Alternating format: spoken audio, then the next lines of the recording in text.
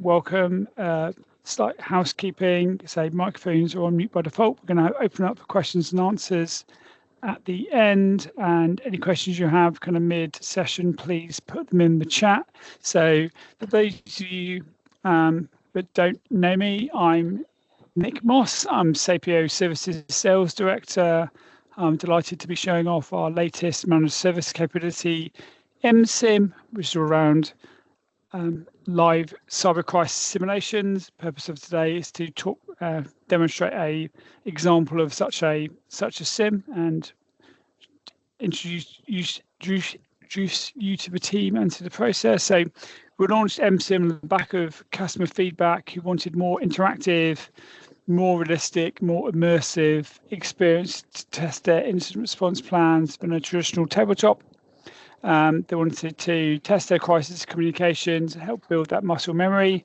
I'm joined today by the MSIM architect, Mel Ive, and the MSIM facilitator, and Saepio CISO practice lead, Alan Jenkins. You'll meet them both in due course.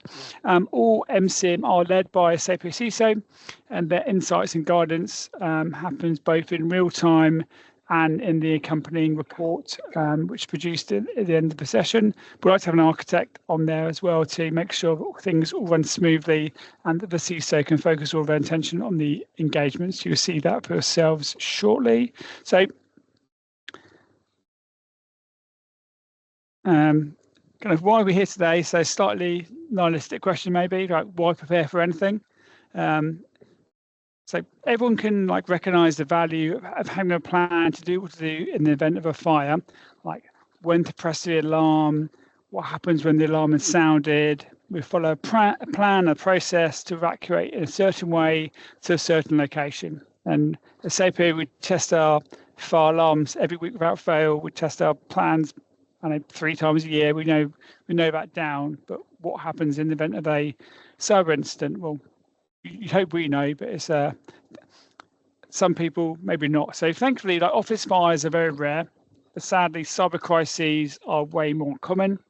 Research has shown that around half of UK businesses still don't have an incident response plan, but having a plan isn't enough. You need to test it. And of those that do, they respond to incidents 67% faster than those that don't, and also experience 50% lower cost per breach or incident compared to those who don't test. So without much further ado, it's almost time to run the simulation. So on the clock today, so it's a taster, I'd say, of a real world exercise. In reality, these sessions, the simulation itself will run between 1 and 3 hours. So there's way more discussion, more back and forth, but we are time bound today. So it should be demonstrate the capability and the service and the team in the expertise of having the CISO lead it. But it's going to be a taster because we've got really half an hour for the actual sim plus kind of wrap up and Q&A. So without further ado, let's kick things off. So Mel, over to you, please. Thanks, Nick, and good afternoon, ladies and gentlemen. Welcome to our MSIM. It's really good to have you all involved, and this is where we're actually going to get you participating as well. Exactly how a simulation would happen. We will get you involved in the actual simulation. So while I'm going through a few housekeeping, key thing is, please can you either scan the QR code, and I assure you now it is not a fish. We've had that raised a few times. Or could you please log in using the URL and the code provided? It's all about being able to get everyone involved and answering the situations that are put in front of you. Let me guarantee there is no right or wrong answers. We have great answers, we have weaker answers. This is to ensure that people don't feel uncomfortable about actually participating and answering the questions. As Nick said, during the simulation, if you would have any questions, please keep put them in the chat, and actually one of the team will address them during the sim, or also we'll call out some of the questions towards the end of the sim for either Alan, myself, or Nick to answer for you guys as well. So we've got 23 people signed in so far. We'll give it a couple more minutes. I will give you a word of warning as well. When you are answering the questions, you will only have 30 seconds. It is really putting you under pressure.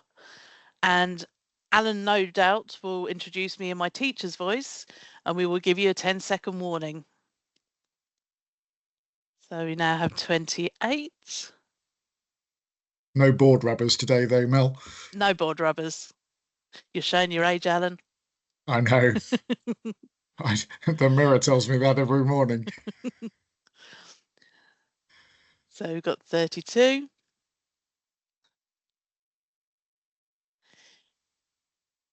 It is great to see how many of you are really interested in this. And one thing I will say is we work alongside Immersive Labs with this. I've had the pleasure of working with their team.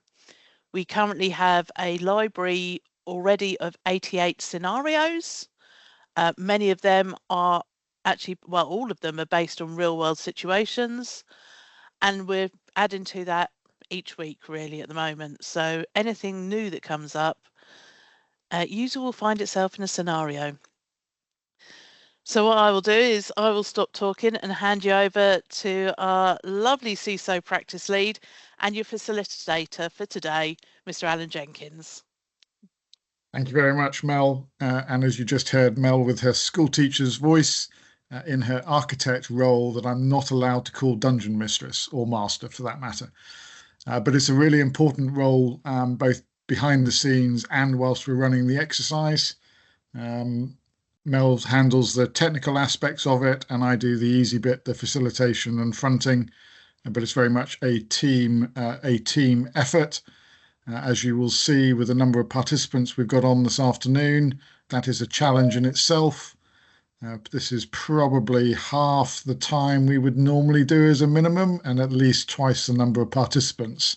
So that's the challenge. But we will use time to apply pressure, because what we're trying to do here is simulate a crisis situation, and often time and information are the two areas you want to have more of, and we will deliberately constrain that to try and introduce a little bit of stress into the situation, but remembering this is a training exercise. So not just are there no right and wrong answers, there are great answers, there are good answers, but this is very much going to be a simulation of your incident response process. Getting you comfortable with sort of roles and responsibilities, who's going to do what, but also comfortable working together as a team in a crisis pressured situation. That's what we're trying to get out of this. Because as I've already put in the early stages, if you fail to prepare, be prepared to fail, because that's very much a lesson from my background. If you don't know me, I have a military background. That's kind of where my prior planning and preparation prevents poor performance, and I have diplomatically dropped a P there because it's always been 7 Ps for me, but in the commercial world it's 6 Ps. I'll let you fill in the blank, but that's important. This is about muscle memory. This is about getting you comfortable with process so that you can think about what it is, what the event is, what the trigger is of the crisis, because that's what's important. Because no matter how many scenarios you rehearse, the chances are the event that ends up triggering the crisis response isn't a scenario that you've practiced with. And what we don't want you being is that rabbit in the headlights. That's the business outcome that we're seeking to avoid, to mitigate, if you will. Okay, let's get on with the scenario, shall we, Mel? I think we've got 36 participants. We're using a platform here already referenced in terms of Immersive Labs. Is the platform that we have chosen to build our service around. It's very much, as Nick suggested, it's an evolution of our tabletop exercise that we have done, the more traditional, everybody in the same room around the same table. From a practical point of view, that's a challenge for a lot of businesses, certainly who've got more than one location. We have already run this with in fact, 2 businesses where they're not just geographically separated, but also country separated, so across the Atlantic. So this platform gives you an opportunity to run the same scenario at the same time with people in diverse locations. And for those of you who are reading ahead, you will hopefully recognize that this is actually based on a real situation that occurred last summer. A zero-day vulnerability emerged back early summer around the MoveIt file transfer system that did actually get actively exploited by the CLOP ransomware group that we are referencing here. So this is grounded in the real world, but the scenario based around your fictitious company. So this is where we ask you to suspend belief and think about you are now part of the Beaches pharmacy chain. You have retail locations, over 100 of them across the UK, and with thousands of staff. So that's sort of the business context. And you use third-party services, including payroll services, and indeed, obviously, third-party suppliers in that case. So we're trying to get this to be representative of a typical medium-sized business in the retail sector. But the chances are the lessons go beyond those bounds. So whilst we can simulate multiple roles, we have narrowed this down to one role today. So you are a member of the cybersecurity team, but remember this is oriented more towards decision making. So dare I call it the more executive end of the spectrum rather than operational. But the platform allows us to play both. But we're trying to start with let's call it a simpler end of the scenario spectrum for demonstration purposes.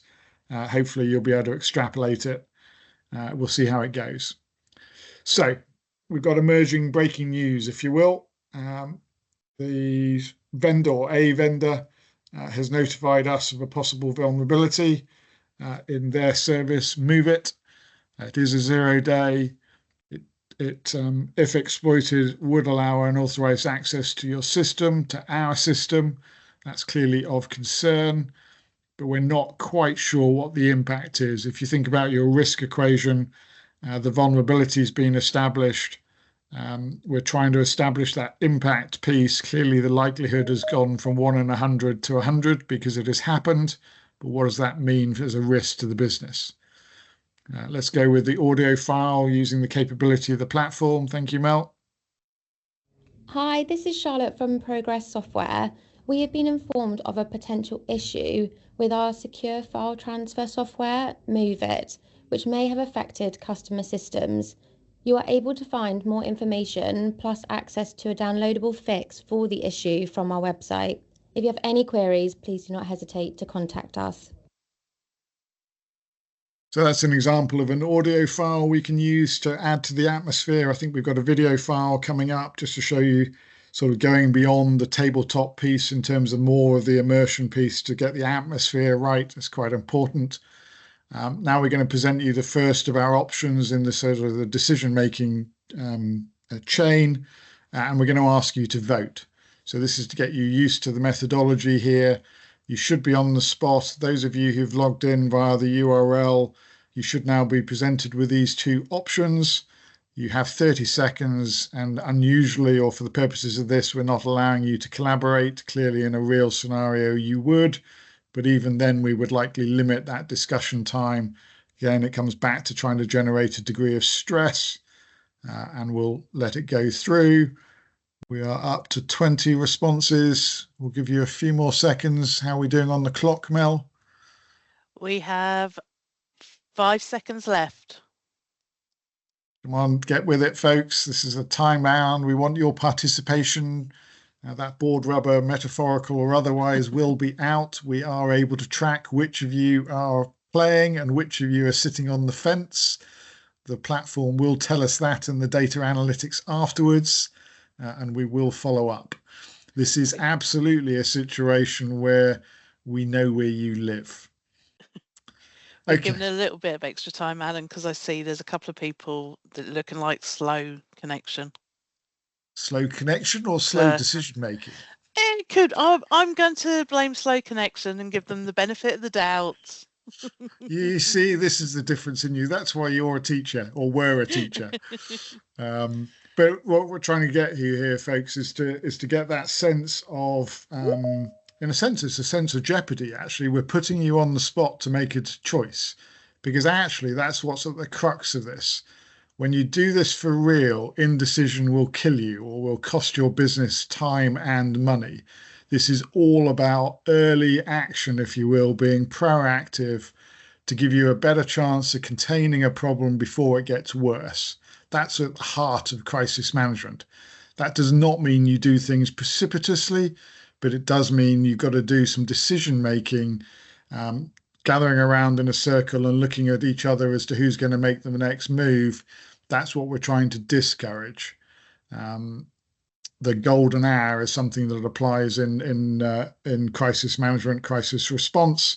That is as applicable, if not more applicable, in the cyber world than it is in the real world. But that lesson comes out of the real world. Okay, let's see where we got to. We've got one person still sitting on the fence. Let's reveal those responses, Mel.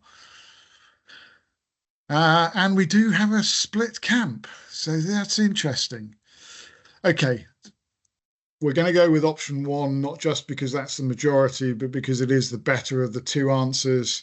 You'll just have, if you were listening to me doing the coaching, the absence of a decision is rarely the right answer. But what we're also trying to do here is to encourage you around there is no wrong answer, but there are better answers than others. You only had two choices there. It will get worse. I think we get up to 4 choices on this scenario. And on the right here, we start to track what effect, if you will, your decision has on the overall. And the 2 areas we're tracking here are on brand reputation and on staff morale. The first is perhaps obvious. The second will become more obvious as the scenario develops. We give you some feedback in terms as to why we think this is a great answer. So this is absolutely an issue for you in terms of, is it something that you're using internally? The vulnerability, the effect of it should be taken seriously. Yes, we would like more information, but what do we do in the meantime? We can't wait for a perfect piece. And absolutely, I'm urging you to be proactive and try and get ahead of the problem to contain it. So let's move on, Mel, thank you. So on to the next stage here. We're just pushing it along in terms of timeline. We're running to 30 minutes for this and we're already 14 minutes in, I think, which means I'm talking too much. So we've confirmed, or we think we've confirmed internally, we're not using this software. So some of you will be breathing a sigh of relief at this point. However, we're not sure about our third parties. So what do we do about that? And again, we're going to move to a voting situation, but we're giving you 3 options this time. Communications is key in any crisis, internal and external. And one of the things I would encourage you to think about is stay factual, try and avoid conjecture, and think about the hindsight piece. What did you know and when you took a particular decision? A decision or any decision is better than no decision, but a decision that in the light of day proves to have been a not so good decision can be corrected when you've got that better information. That's the nature of decision making, or certainly good decision making. So communications, something about an up-to-date list around our suppliers, and because recognizing that data processing angle. Or do we wait for them to tell us whether they've been impacted, because this is all over the news? It's hardly a private issue. Which of these options are you going to opt for?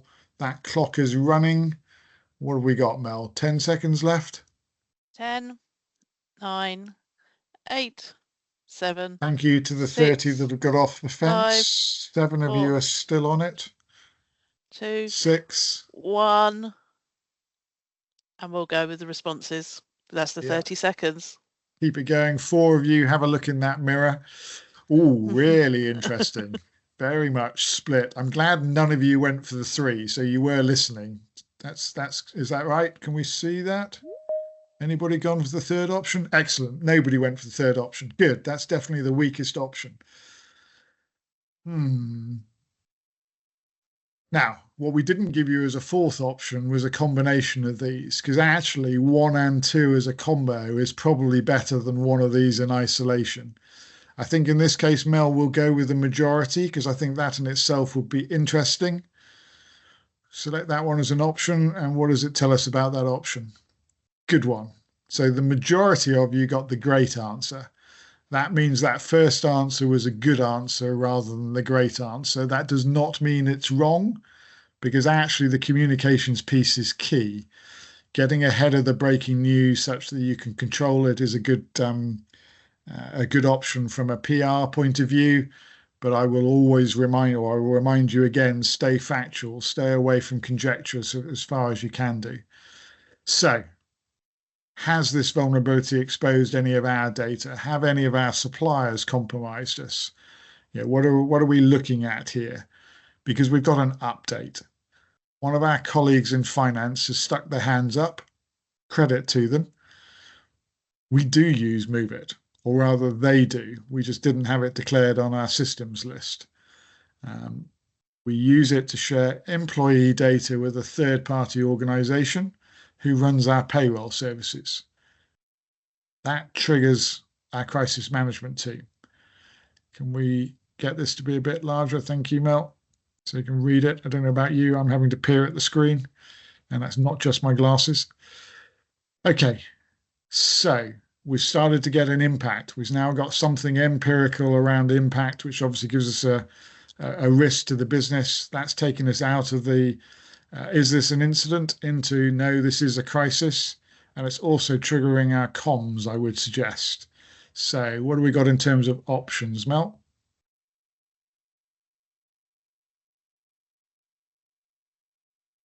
Again, 3 options. Go to that supplier immediately and ask whether they have been impacted. Identify exactly what information that we have shared from finance. Chances are it's going to be into the personal identifiable space, given that it's staff data. I'm guessing bank details if it's payroll as a minimum. Or do we wait for our supplier to tell us? I think you probably know where I'm suggesting. It's probably not option 3 is as much I'm going to coach you. Let's give us your thoughts on which of these 3 options you want to go with. We're not giving you an option of 2 or more of them. There is no 3, all 3. Last 10 seconds. Hopefully you're getting into the swing of the mechanics of the platform now, but you're also getting to feel as to the way the scenario can be fast moving, because we're not giving you much time to think about this and clearly no time to talk about it. Artificialities, but that's important to generate stress, because we want you to be comfortable in that chaos, in that stressful piece. Okay, let's have a look at the responses, Mel, if we can. And again, a split. Ooh. We're going to go with the majority, Mel. That's our process. But I suspect that is the great answer. That's interesting. I'd have gone with 2 myself. Okay, we're going to talk to Entina as that third-party supplier who's actually received the data from us. Have they been impacted? Has any of our data been exposed?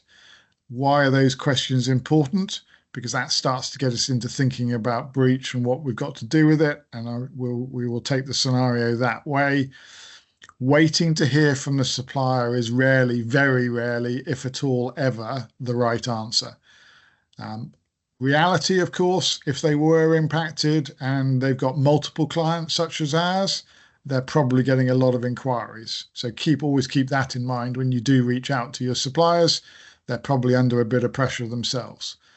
And that's important to remember, actually. No business is an island, or very few businesses are an island in themselves. We have an ecosystem here.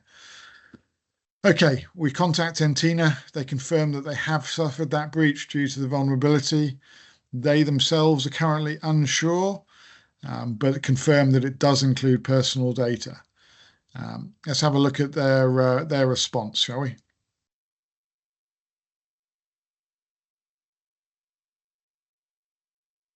Okay. They are actively working the situation, buying themselves time, of course, but they are responding, good communications, give an indication as to when they'll have an update. And because of that multiple questioner side, they're going to put details on the website under an FAQ space This is not a DDoS against their website. That would really complicate the scenario. Keep that in mind for next time. Okay, where are we going now? We're into a breach response scenario. What are we going to do about it? Why are we into breach? Because we've got personal data. So there's legislation out there. There's the UK Data Protection Act of 2018. Obviously, there's the EU General Data Protection Regulation also of 2018. The two, of course, are connected, even though the UK is no longer in the EU. There's still that connection. There is a clock running. If you're not already aware, it's 72 hours from realizing that you have a breach before you have to tell the regulator. So that's not an optional thing to do. It's all about when, not if. And if you don't do it quickly enough, there's a fiscal penalty that comes with it. But even telling them in time doesn't necessarily obviate you from a fiscal penalty, but they will take it into account when they're assessing the size of the fine. We're talking about our own staff here, so we've got to keep them aware. They will be aware just on scuttlebutt around the coffee machine that something's going on. And of course, somewhere out here, what are we going to tell to the general public? Those are kind of three areas that we need to address here. We are not giving you an option to tick all three, which is your first response. Still waiting on 8 of us. How are we doing? What are we up on time, Mel? Literally, we are run out now. Okay, we've still got 6 of you on the fence. I wonder whether it's the same 6 each time. Okay, split. That probably means we've got some on the third option as well, have we? Okay. I think it's a little early to talk publicly. It's not to say that's wrong, but I think it's probably one of the other two. I think we'll go with a majority here. Bearing in mind, we don't necessarily have all the details, but a notification to the regulator that you've got a breach, that you're investigating it, and you'll follow it up when we've got more details. That is a good holding response, relatively easy to do within the 72 hours, and ticks that box that you have informed the regulator. There may be other interested bodies that you need to talk to. That kind of depends on your business and what the nature of the breach is. Don't ignore that communication to staff, that internal piece as well as external. Okay. But the enemy always has an option. Don't ignore whatever it was in terms of the threat actor group that's behind it. The chances are they know we've got a problem because they know where the software was being used and what data they've got access to. So press that button, please, Mel. We are Klopp. The MoveIt breach is real. Attention all companies affected by the breach. You have until February 14th to contact us. Ignore us, there will be severe consequences. Now, of course, we've gone with a hacker and a hoodie as an image, but let's not fall into that trap of thinking all hackers are male, because actually that's not true. So the disguised voice is very much realistic, and Mel certainly had fun setting that one up. Okay, now we're getting complicated. We're giving you 4 options to choose between here, and we're still not giving you an option to choose 1 or more, or 2 or more, in fact. So which of these 4 options are you going to go with? National Cybersecurity Centre, National Authority side of things. That's a bit heavy, isn't it? No, Klopp are a major group. The chances are the NCSC does know something about it. But ignoring the request, that doesn't feel right, does it? Talk to the third-party supplier, pressure their representatives for response. That doesn't feel like good risk management to me. Engage with the authorities and consult with your cyber insurer. How many of you know what the clauses are within your insurance policy? If you don't have a read of those exclusions, you'll probably find there's a clause fairly early on, if you've got insurance in place, that says notify us because we want to help you. So of these 4, which are you going with? We're into 32, 7 to go. Are we giving them enough time, Mel? 5 seconds. 6, down to 6. So that's 6. I'm not going to call them Magnificent Six. That would be 7. That's where we were before. That's time. Okay. Let's go with a reveal, because I think this might be interesting. Okay, so that looks to me like you've taken my steer towards option 4. I think that is a great answer. Let's see what the platform tells us. That is indeed the great answer. That doesn't mean, I suspect that wasn't very many people who went for option 2. That doesn't mean that's the wrong answer, but wasn't option 2 the ignore NCSC will deal with it. I think that's the weakest of the 4 options. So have a look at yourselves, whoever pressed that option. You probably want to get more proactive in terms of your incident management. We will be following up with an individual training recommendation after this, he says, tongue-in-cheek, but not completely. Okay, we're coming towards the end of the exercise now. The debrief session is really important, because this is where you start to get to the lessons identified, and then we can start to do something about improvement for the next time. Because this sort of exercise should not be a one-off. You don't want to be doing this as a tick box exercise and only do it once a year so that you can say you've done it. It's a little bit like, as Nick said in the intro, the importance around testing your fire alarms. They're tested at 10 o'clock on a Tuesday morning on a weekly or monthly basis to make sure that they work. But you have to do at least an annual exercise to actually get people out of the building and know where they're going to in terms of their rendezvous point. And remembering that you need at least 2 rendezvous points, because you might not be able to get to the RV.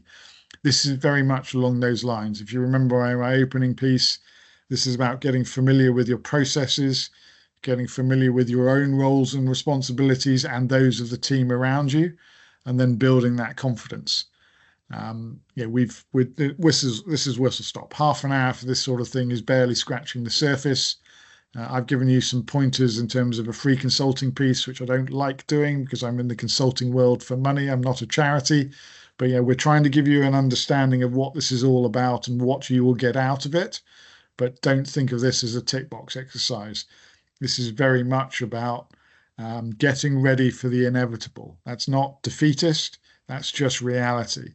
It's not a question of if you get breached. It is a question of when. And I suspect a number of you have been on the wrong side of that already. And if you've been lucky enough not to so far, I hope your luck continues. But if I was a betting man, you're just closer to the day when the inevitable happens.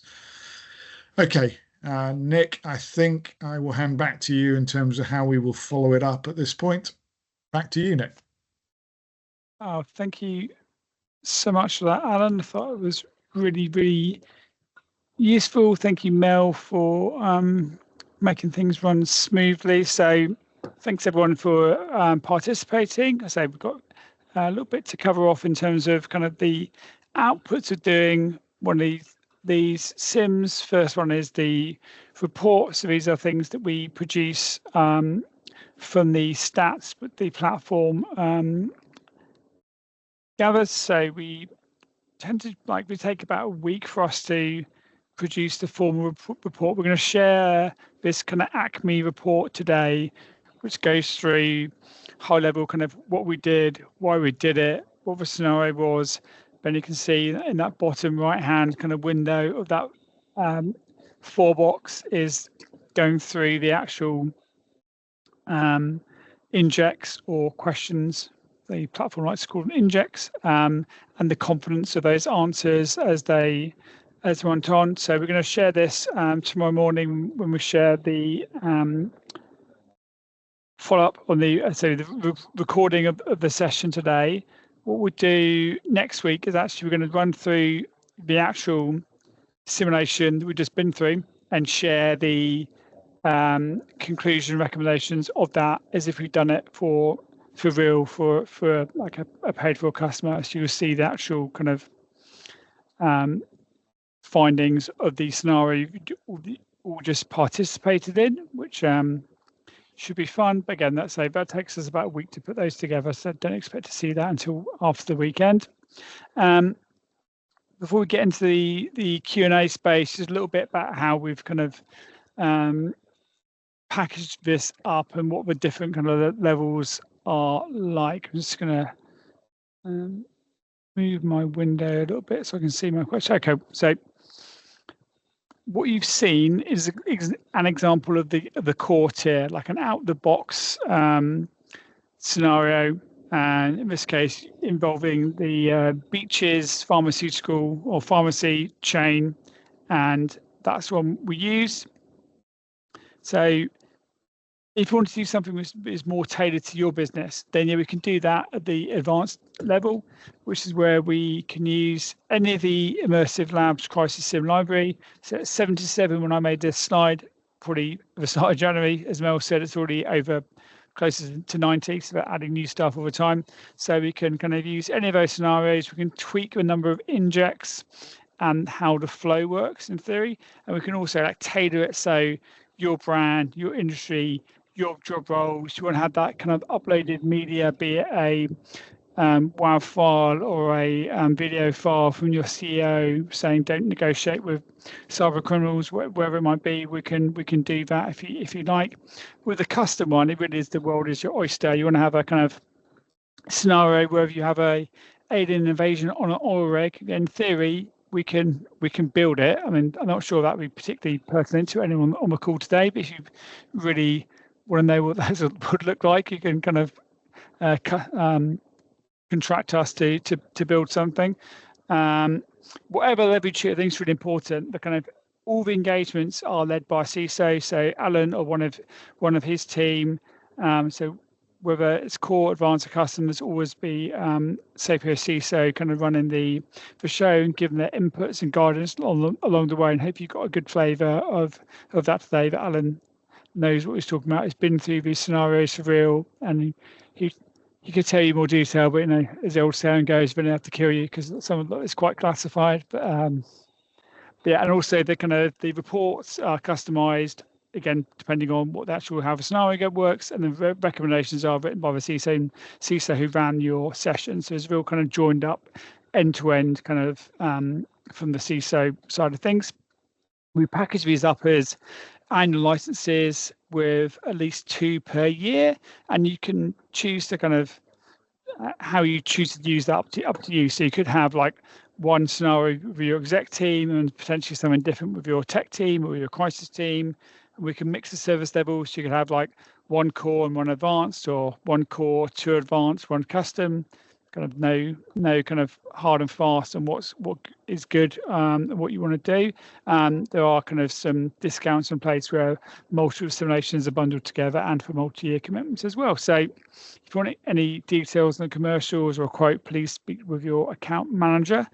And that's pretty much it from me. So I'd like to open up to the floor for some questions. I saw kind of one come through mid session.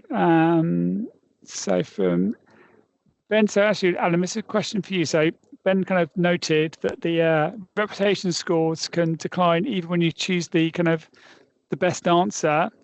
I guess that was still, we hadn't quite reached the end of the scenario. Is that kind of, from your experience, like real world, do things sometimes get worse before they get better, or would it be a case of actually, if we chosen the other answer, maybe the less optimal one, then actually that kind of reputation or the kind of impact could be more severe?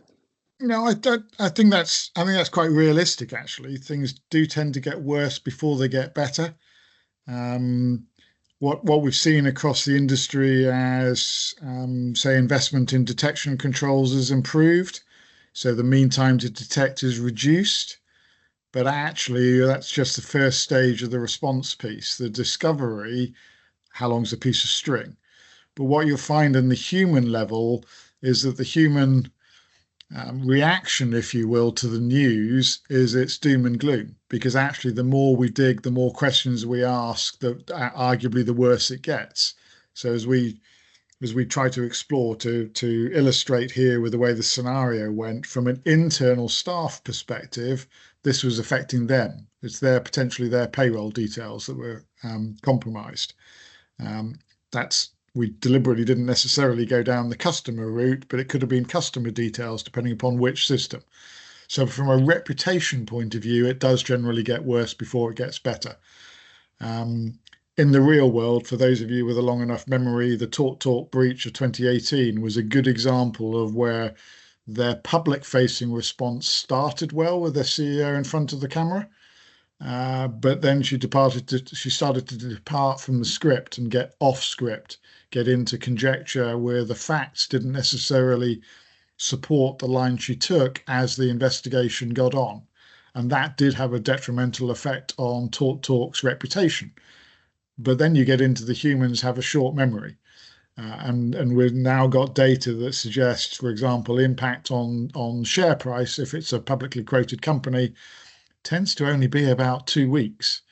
And even that depends on what else is going on in the news. So yes, to Ben's observation, he's right. It is a tough world. But everybody appreciates the firefighters after they've attended a scene and put the fire out. It's much the same in the crisis response space. Okay, thanks for that. So Sanjit had a question. He's looking for a gold star, and Mel, I believe, has answered that one. So yeah, if we're doing this for real, we'll do it kind of.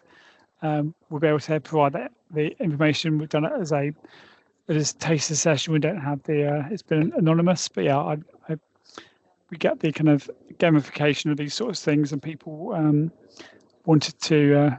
And I think it's probably how some of the stuff we do around staff training, people want to know where they're doing well. They get kudos from being right. So I fully understand the question. Quick question from Alex. Alan, probably another one for you, but we've got a few more. But actually, Stan, it was only 2:15. It was 1:45, so we've got a bit of time. So what's the difference between this and a traditional tabletop as someone who's obviously experienced both and both sides? Primarily, it's about the fact that we can run this across multiple locations at the same time, where the information is delivered in the same format. And then obviously we've got a voting mechanism here. So what doesn't necessarily come out from this quite so well, but will do in the report, is when you were voting, you would have got asked what was your confidence level around the answer you gave, because we're also aware of the loudest voice in the room, so to speak, tends to influence the others. But of course, from a character, or some of the others, but from a characteristics point of view, it depends whether you're an active thinker or a reflective thinker. The reflective thinkers tend to be quieter in the room, and this sort of platform allows those reflective thinkers to actually make their presence, their opinion, their view carry a bit more weight than just the loudness of their voice. As you probably guessed, I'm a bit of an active thinker. I actually think better on my feet than I do sat on my posterior. I'm a product of my military background, I guess. It's why Mel is in the architect role and I'm in the facilitating role, putting the right people in the right places. Mel keeps me on the straight and narrow because this is always about process in a sense. We should take some comfort in having process here, not to constrain us, but to guide us. And I can see there's another question in the chat here, Nick, about the level of exercise. So I think this particularly lends itself, and again, this goes to the tabletop traditional piece. This particularly lends itself to getting executives, those business decision makers involved, but reminding them that it's a safe space. They're often a little hesitant because they're put on the spot and they're being examined, so to speak. No, it's a training simulation. This is very much to get them comfortable with making decisions, which they're well used to doing, but decisions in an environment and with a degree of consequence that they're not used to. And that's why it's better to do this in a simulated than wait for a real. Hopefully that answers 2 questions in one. Oh, and so from some of the feedback when we alpha tested this with one of the largest challenger banks in the country, their feedback was it was as in advantage over tabletop. It was just more involved because you're using the actual members of staff, people know, and the branding and the kind of the scenario it's by pun intended, it is more immersive. because it's not just a hypothetical, and that was kind of Mel and I were both on that call, and that was straight from the horse's mouth. We talked about kind of the different levels of who could attend, and I guess the frequency. I guess short answer is people do them multiple times, but probably with different teams and different scenarios. You don't have to do the same exercise with the same people. We're in kind of discussions with one of our kind of long-standing customers to actually do a physical in-person tabletop and then create that scenario in the platform to then run through that with different teams. So do the execs in the room with the tabletop, then with the wider team would do the same scenario with the same kind of choices and see if they differ to what the execs doing. That is becoming much more of that kind of custom scenario. So all things are possible. And pretty to your question, Ray, like it's ultimately it's kind of time and materials. You want us to build something that's incredibly kind of contextualized and kind of close to a real scenario that you've experienced, or you want to recreate them. We can do it. It might be if we've never done that specific thing before, it just might take us a bit longer to build it. But there's no limitations in theory. We think the kind of 3 hours probably tops out in terms of a time of actual simulation. But it might be you do 1 in the morning, 1 in the afternoon. If you've got the kind of stamina for it, you've got the people for it, then like we're a kind of game if you are. I think it's probably the short answer. Alan, you got anything to add on either of those two? Yeah, I think it's worth remembering around. I said it a couple of times. I think we're testing process rather than a test of effectiveness of your controls. That is still that's more into the breach attack simulation space. This crisis sim space is very much around process, roles, and responsibilities. But yeah, an evolution might well be into testing the controls themselves. But yeah, this is a process test. Okay, thank you. Another one from Alex. What's the difference between just buying a license from Immersive and doing this yourself as opposed to us doing it? Or again, I'll start and maybe Alan will finesse. Certainly commercially, it's quite an expensive platform to buy, and unless you're going to be doing 1 a month, I think the economics of buying it yourself would be difficult to justify. Also, the kind of expertise of not only like us as Saepio as a business, understanding kind of what real world attacks are happening and what real world scenarios are happening, but also having the kind of CISO guiding the process and doing that kind of holding, that kind of critical friend piece, which is kind of Alan's one of his catchphrases, to make sure that we're not just pressing the buttons, we're kind of pressing the buttons and also kind of giving kind of guidance. So the output isn't just the report when it comes out. The benefits are soft benefits of kind of that practice, and the kind of what good looks like happens all the way through the engagement. Whereas if you were to just buy a license, then yes, we can't do that. I was saying that we have like customers who do want to do this to a very high frequency, have bought their own license and are contracting us to like provide a kind of a managed service wrap on a couple of simulations a year. So there's no kind of limitation bar budget on the cost of buying your own license. We are a reseller partner of Immersive. We can quote on that if that's something you'd be interested in doing.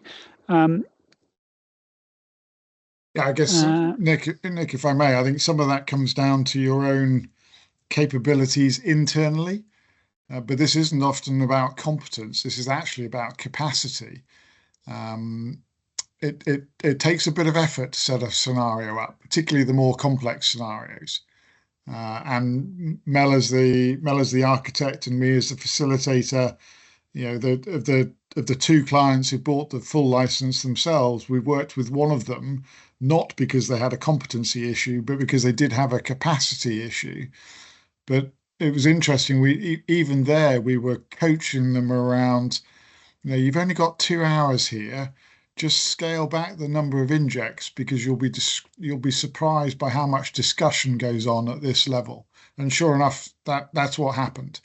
And it was better to finish 10 minutes early than to be overrunning by 15, because the execs have got to be somewhere else, almost certainly. They've probably struggled to squeeze out 2 hours in their day.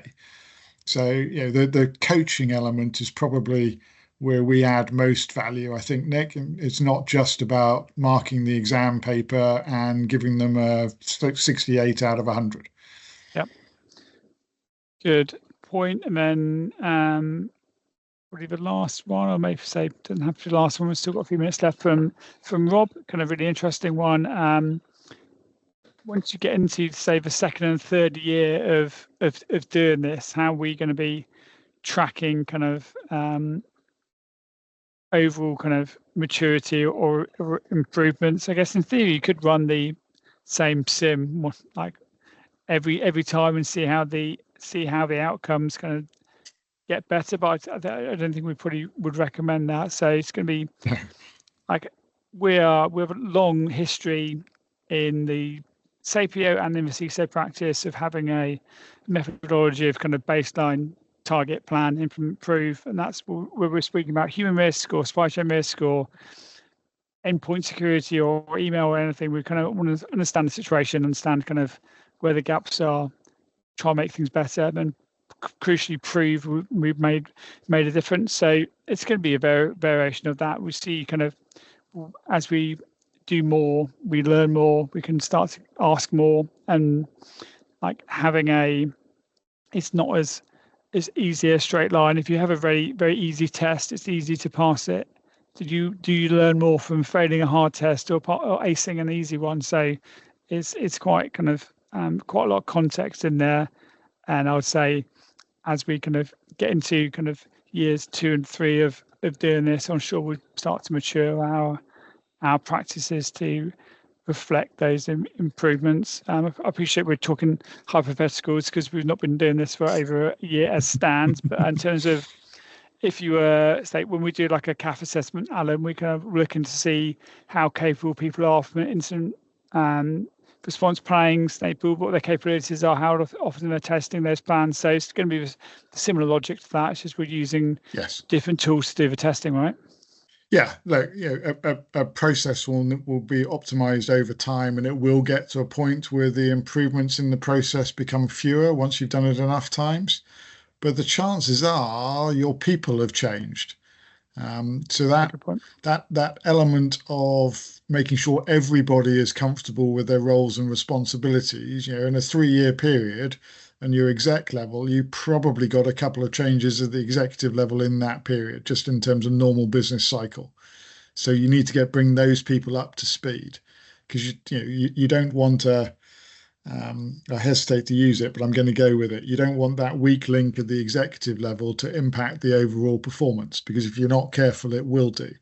But yeah, I look forward to that year 3 challenge of where do we add value in year 3. I absolutely look forward to that.